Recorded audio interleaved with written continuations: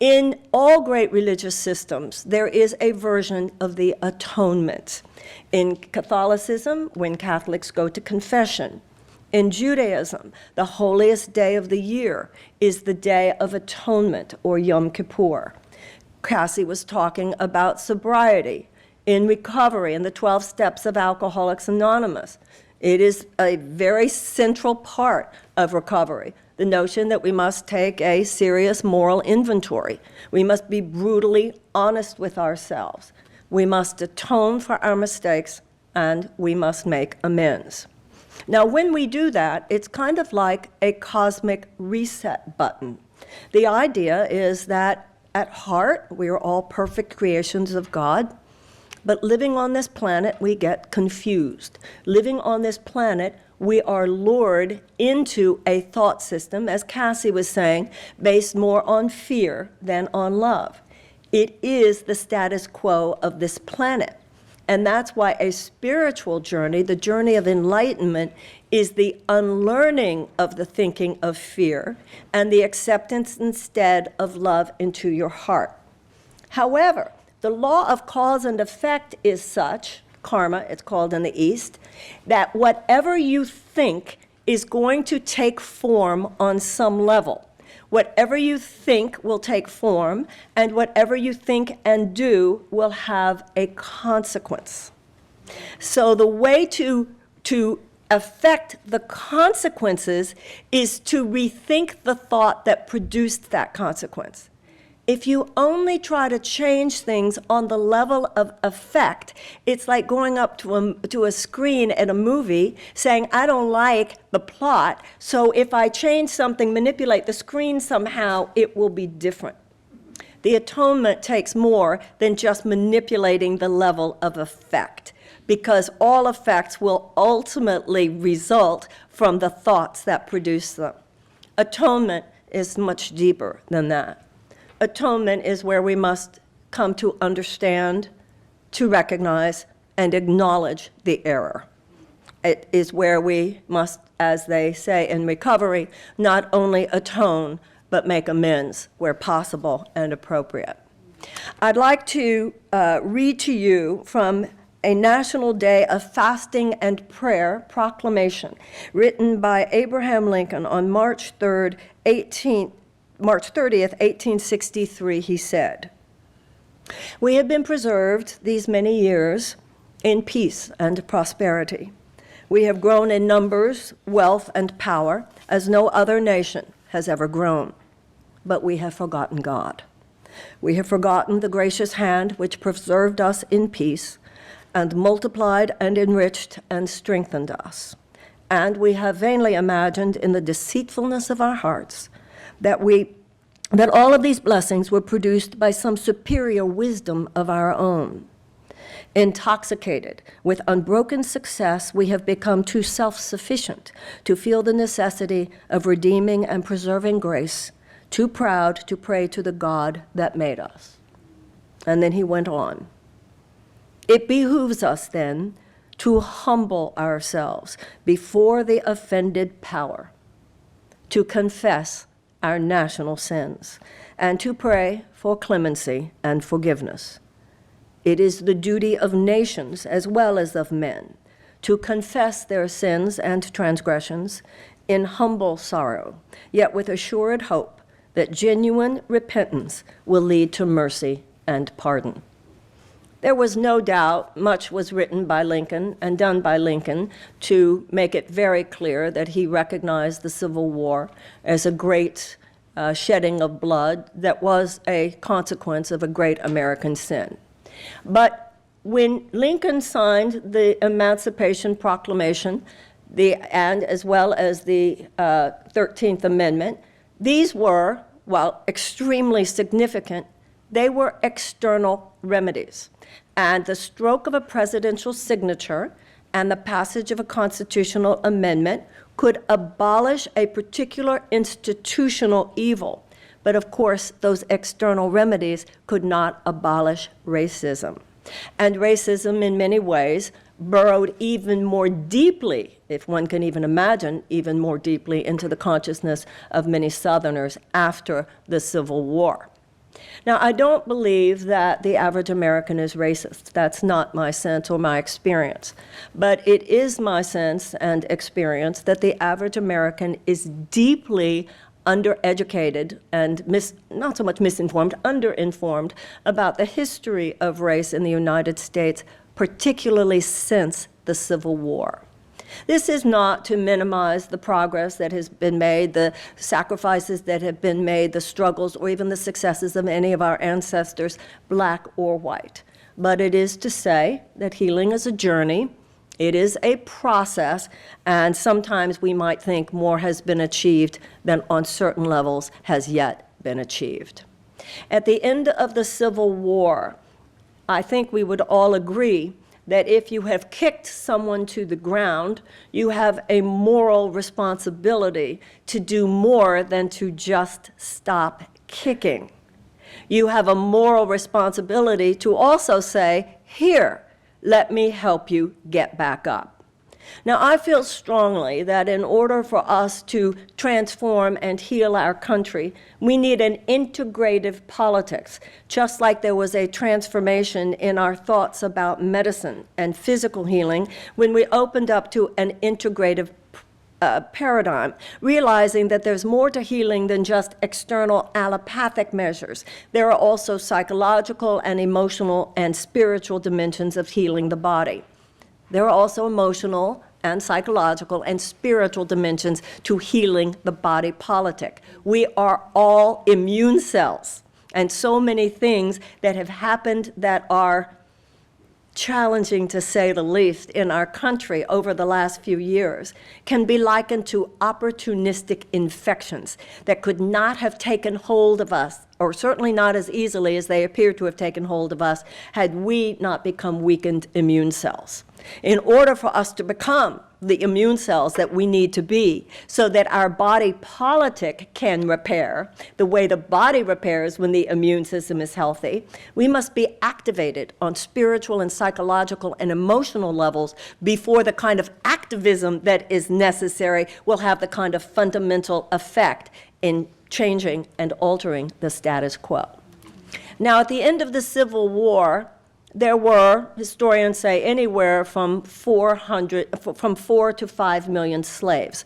Now, remember, I talked about how we needed a whole person politics. So when I say we need a whole person politics, I'm asking that you hear what I'm saying with the wholeness of yourself. Because politics is usually a conversation that is so disconnected from emotion, so disconnected from heart, so disconnected from our deeper human reality that given that, no wonder it became so easy for that political system to separate us from our wisdom, to separate us from our heart, to separate us in time from our common sense. And we must return to those deeper oceans, those deeper dimensions within ourselves if we are going to heal our country now.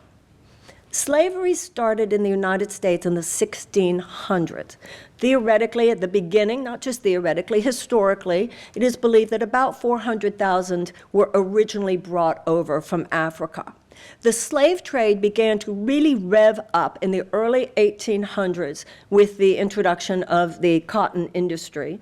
And as I said, by the time the slaves were emancipated, anywhere from 4 to 5 million slaves existed on this planet. Now, as Martin Luther King would say years later, it's not just an issue of that they were freed. What were they freed to? The former slave population was promised by General Tecumseh Sherman, for every slave family of 4, they were to be given 40 acres and a mule. Now, 40 acres and a mule is almost like this saying, 40 acres and a mule. Think for a moment, please, what 40 acres and a mule would have meant. One thing about slaves, they certainly had a skill set, all of them, because they had been forced laborers. Now, you are freed, but you have to make a living. You have to be able to live. So think what that 40 acres and a mule would have meant. Now, this is where the undereducation of the average American begins. At the end of the Civil War in 1865, federal troops were stationed in the South to ensure that slavery would not be reinstituted as an institution. And they remained there until 1877. During that time, interesting, many blacks, former slaves included, were elected to roles in politics, both locally on a state level and federally. However, think now with psychological perspicacity. The South did not give up slavery because they became wise one day. They gave up slavery because they lost the war. So think about the cold dehumanization that must exist inside your heart to even own a slave. Now add to that layers of revenge and hatred even beyond anything you had known before. So the main emotional tone after the Civil War was a lot of resentment on the part of Northerners for what they had had to sacrifice to fight the war, and resentment on the part of Southerners that they had lost it. So in many ways, the South just held its breath until the federal troops left. And at that point, the revenge and the hatred became enacted in full force. The Southern legislatures passed what were called Black Code laws. And the Black Code laws were to ensure subpar economic and social and political opportunities for the former slave population and their descendants. Ku Klux Klan, John Birch Society, spate of lynchings where any black would be hanged, whites who supported them hanged. Now follow this timeline. The war's over in 1865. The federal troops left in 1877. Then everything I just mentioned comes to full force and fruition by 1900. So that by the beginning of the 20th century, full-on institutionalized white supremacy and segregation now existed firmly in the American South. None of this was fundamentally challenged or altered until Martin Luther King in the 1960s. So you have 2.5 centuries of the violence of slavery, followed by another 100 years of violence perpetrated against blacks. It was not the violence of slavery, but it's certainly social violence and economic violence and political violence. With the passage of the civil rights legislation, you have 2 major pieces of civil rights legislation in the middle of the 1960s. First, the Civil Rights Act, and the next year in 1965, the Voting Rights Act. So in 1965, the Civil Rights Act dismantled the external forms of segregation that existed in the South and elsewhere in the country until that time. And then the next year, the voting rights to ensure that blacks could have full participation legally and freely in voting in the United States. After that, there was a period when Richard Nixon was elected president in 1968. He had a domestic advisor who later became a senator in New York named Daniel Patrick Moynihan. And Daniel Patrick Moynihan said to Nixon, "Enough with the tumult of the 60s, the country needs to calm down." And he told Nixon that that should be, in terms of race relations in the United States, after the turbulence of the civil rights movement and so forth, that that should be followed by a period of what he termed benign neglect. So that meant we're not going to actively try to hurt you, that's kind of not legal anymore, but we're not going to try to help you either. And so, just as Martin Luther King would point out so eloquently and in so many ways, although the freedom to blacks and to former slave population and their descendants was in many ways achieved. And as I said, this is not to minimize the extraordinary progress that was achieved in many of the ways that I've just mentioned. Number one, that doesn't mean the whole job was completed, and it is the job of our generation to recognize all the ways we're sliding backwards. In 2013, the John Roberts-led, obviously corporatist Supreme Court began chipping away at the Voting Rights Act. And Ruth Bader Ginsburg, in her dissent, said she likened it to being in a rainstorm. But you're not getting wet because the umbrella's working. So she said, so now we're going to take down the umbrella because we're not getting wet.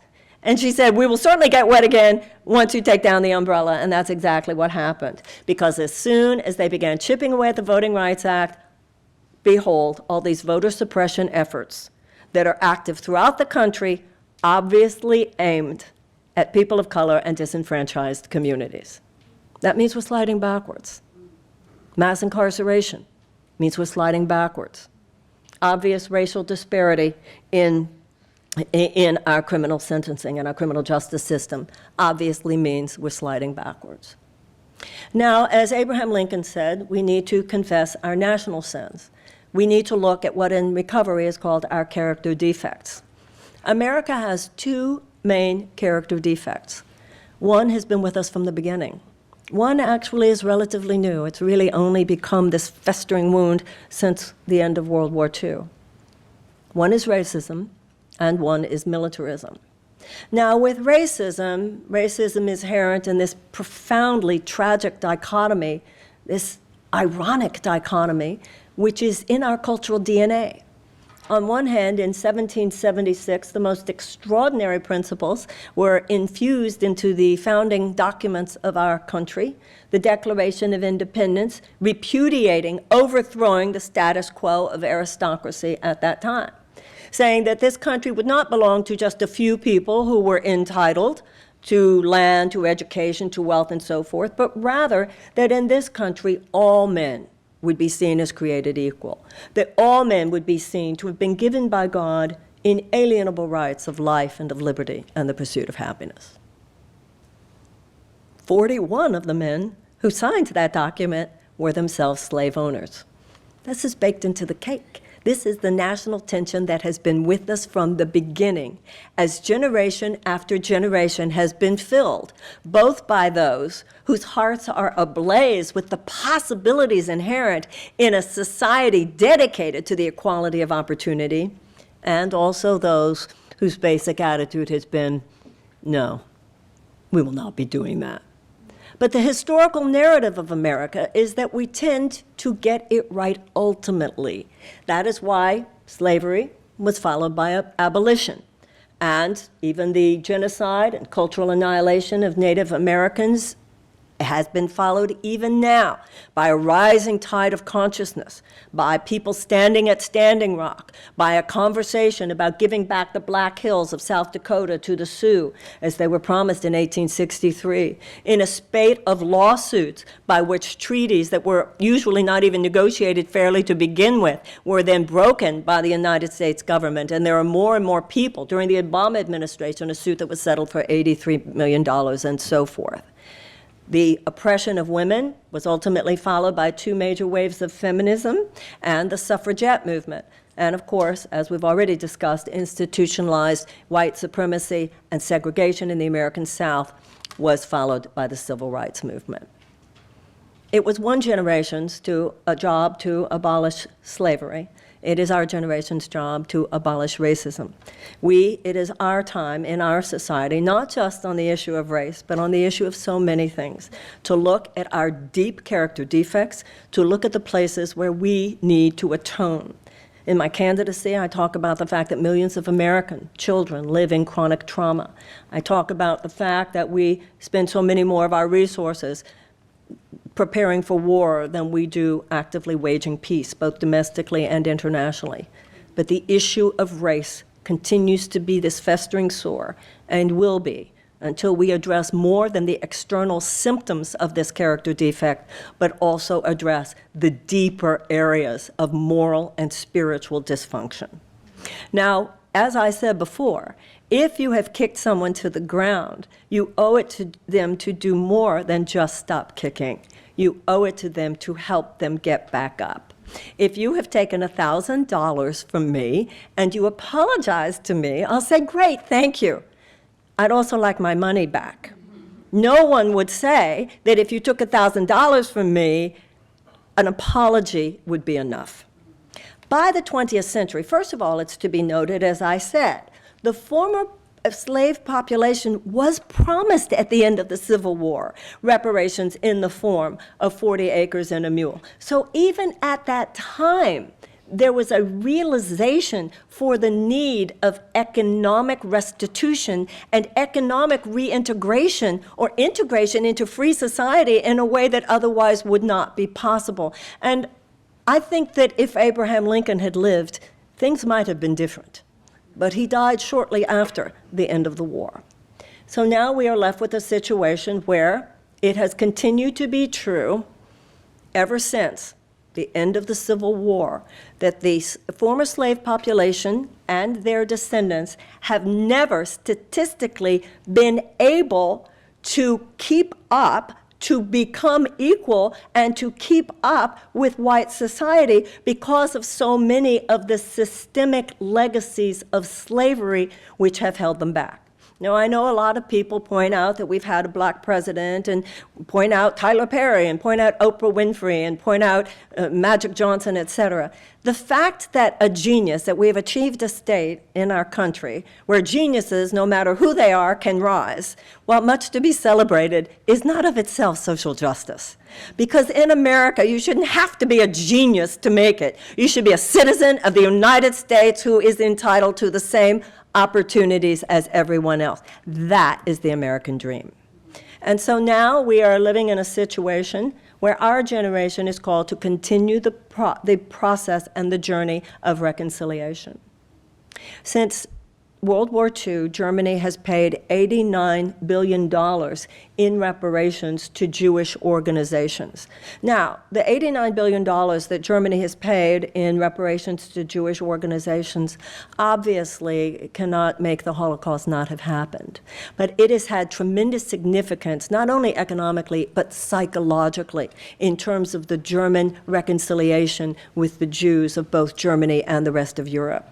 And many Americans don't realize that in 1988, Ronald Reagan signed the American Civil Liberties Act of 1988, through which all surviving prisoners, people who had been imprisoned in the Japanese internment camps during World War II, were given between $20,000 and $22,000. And I say that to point out that the idea of reparations by the middle of the 20th century is simply what civilized peoples do. It should not be considered some fringe idea. And that is why I believe it's so important to bring the discussion to the fore. Very, very smart people, from Ta-Nehisi Coates to Sandy Darity and others, have done a lot of work on this.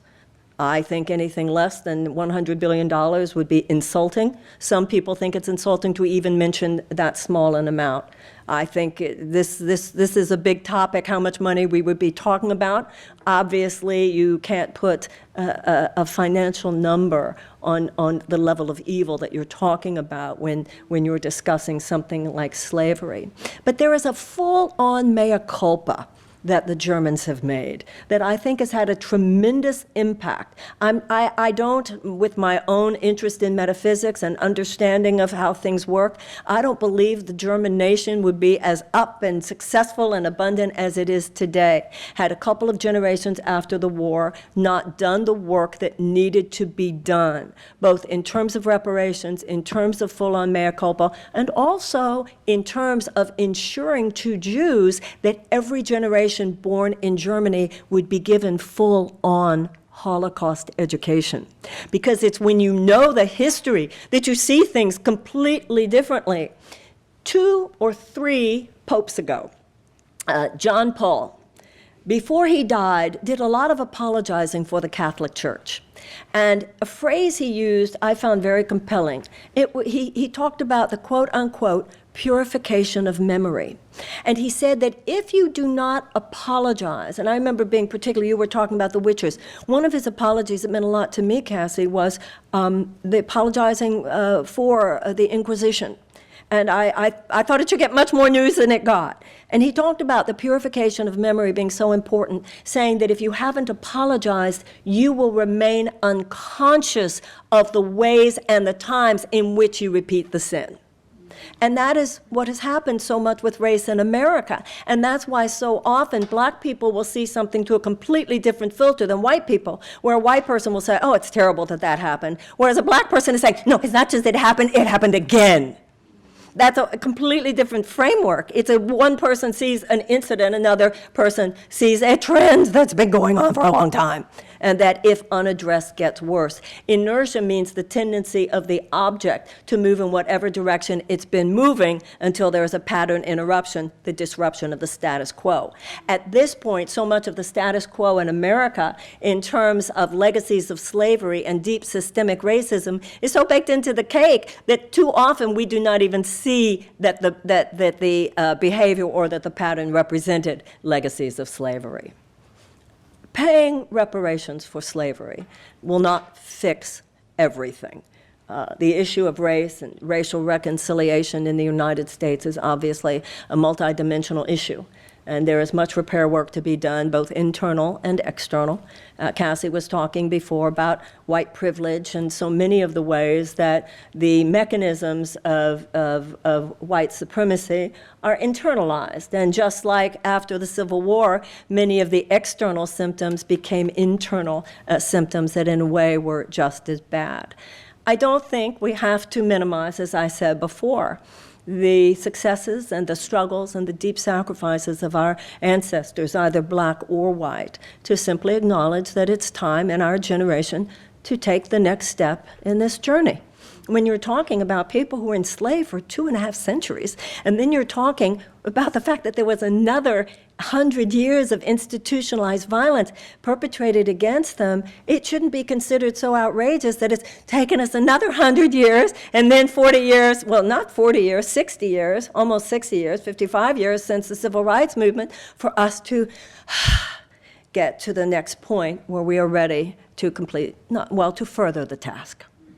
And once you really understand and recognize that a nation is a group of people, that the same psychological and emotional and spiritual dynamics that prevail within the journey of an individual prevail within the journey of a nation. And when you read words of no less than Abraham Lincoln talking about how a nation must confess its sins, and particularly when you realize this is the 21st century now, our politics needs to keep up with the 21st century. What has happened in terms of paradigm change in medicine needs to happen now in terms of paradigm change with politics. We are treating politics today the way we used to treat medicine, strictly allopathically. You don't take care of any of the psychological, spiritual, or emotional, or even nutritional issues involved in keeping your body healthy, and then you just get sick and hope that you can apply some external remedy to making it well. We know better than that. And so now we need a whole person, integrative, holistic politics. It is not enough when a country has a stage 4 cancer in so many ways like ours does to just continue to talk about which topical ointment might make us well. We need to do some deep work in this generation. We must have a politics that is in keeping with 21st century thinking. And 21st century thinking reclaims some of the ancient truths of the great religious and spiritual traditions. You know, if this were the Middle Ages, spirituality was reflected in the architecture of a medieval town, where the church was in the center and all of the streets went off from there and radiated like the spokes on a wheel. Today, we treat spirituality and religion like it's just one other category. It's just another category. It's over here, and then there's health over here, and then there's relationships over there, and then there's business and money over there. We are reclaiming the realization that spirituality and deep religion, and I'm not talking here about dogma and doctrine, but deep religious principle are the laws of consciousness. And they are unalterable, and they are set. And when we have deviated from love, we have deviated from righteousness or right-useness, then atonement and amends are the way that we cosmically reset the trajectory of our future. And so for the United States, there are many ways in which we need to own some deep, deep errors. William Faulkner said the past isn't over. In fact, it's not even past. If you look at Germany today, and you look at generations of young Germans, you can feel, it's energetic, it's in the ethers, you can feel what a gift they were given by the generations that did the deeper work and paid the reparations. You don't feel them carrying around the karmic guilt like even you felt 20 and 25 years ago. And that is because that work was done. And yet we, with a civil war that ended in 1865, are still seeing generation after generation after generation burdened by this awful karmic toxicity. Some people, we say that we should just make incremental efforts at making this thing right. Isn't it funny? Whenever they want to do something really wicked in politics, they never talk about incremental efforts. Whenever they want to have huge multi-trillion-dollar tax cuts to the very richest among us, they don't talk about doing it incrementally, do they? When they want to talk about invading countries that did nothing to us and that turn out to be invasions that were the worst mistakes in American history, they don't, foreign policy history, they don't talk about doing these things incrementally. We need more than small, random acts of kindness now. We need huge, strategized acts of doing the right thing. Now, I'm running for the Democratic nomination for president, as you know, and the states that decide really what the political conversation will be that dominates our politics for the next 2 years or more are Iowa, South Carolina, Nevada, and New Hampshire. Now, some people had said to me early on, Marianne, you can't go to Iowa and talk about reparations for slavery. And I said, as would have been predicted by anyone who knows me well, just watch me. Because this part of interrupting the pattern of the status quo when it comes to politics is not trying to figure out what to say to make people like you or agree with you. I'm not running to be people pleaser in chief. I'm running to the best of my ability, articulate truth as I understand it. And I can tell you that every time I have mentioned, after talking much the way I've talked here tonight, every time I've then climaxed the conversation with saying, therefore, it seems to me we should pay reparations for slavery. Every time I've talked about this in Iowa, I've gotten applause. And every time I have talked about this in New Hampshire, I have gotten applause. And every time I have talked about this, even among white audiences in South Carolina, obviously among black audiences in South Carolina, but even among white audiences in South Carolina, I have gotten applause. Someone has harnessed fear for political purposes in this country. But you can't really fight dog whistles. You have to drown them out with angel voices. When Lincoln talked about the angels of our better nature, this was not a metaphor. Just as racism and bigotry, anti-Semitism, homophobia, Islamophobia are demons of the inner nature.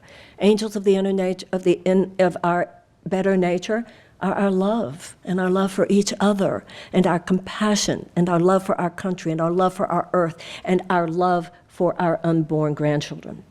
But those who hate, both in America and around the world, hate with conviction today. They hate with conviction, and conviction is a force multiplier.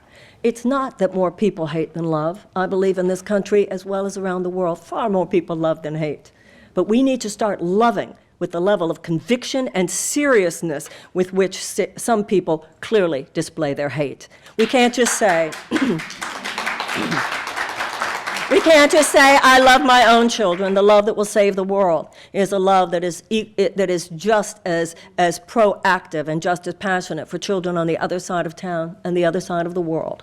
Just as the love for our own home is not enough to save the world, there must be a recognition that the earth itself is our shared home. And so I believe in a politics that gives people the opportunity to do the noble thing. Why don't we just see what would happen if we gave people a chance to do the right thing?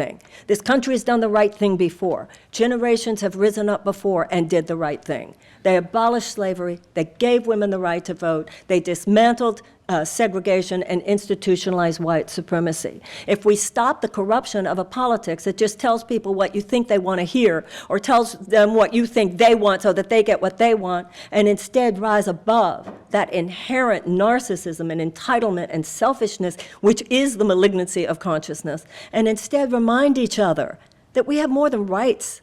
When it comes to democracy, we have responsibilities, a responsibility to repair it where it has been broken, make it better, even better where it is already doing well, and bequeath it to our children even better than we found it. I believe that in the area of race, and in many areas. We need to atone for terrible mistakes we've made, get much more authentically real about ourselves, get out of denial, have a serious, authentic, fierce, and real conversation. And in my experience of religion and spirituality, as in Cassie's, that means a no bullshit zone. America needs to get real about race and do the right thing. Thank you very, very much. Thank you. Thank you.